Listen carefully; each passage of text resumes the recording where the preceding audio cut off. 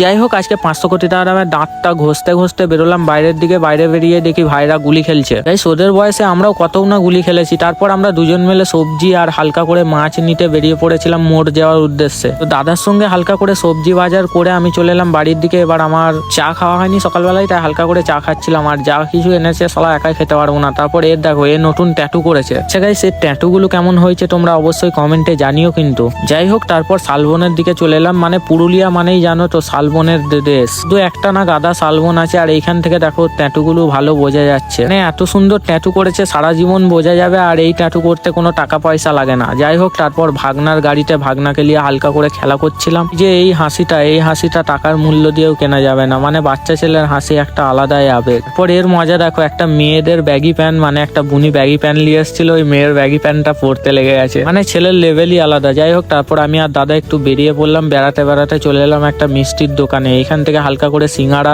ভাই মেলে নিয়ে নিয়েছিলাম। যাই হোক, আমাদের ওইখানের থেকে কিন্তু এই পুরুলিয়ার সিঙ্গাড়াটা বেশি বেটার মনে হয় আমাকে। যাই হোক, সিঙ্গাড়া খাওয়ার পর একটা দই খেলাম। মোটামুটি দইটা লাগলো খুব একটা মানে খাস না। তারপর জানোই তো সবারই একটা করে নেশা থাকে। এই লটারি কাটতে এসেছিল দাদা, আর আমি ভাবছিলাম যদি 1 কোটি টাকা পড়ে গেল।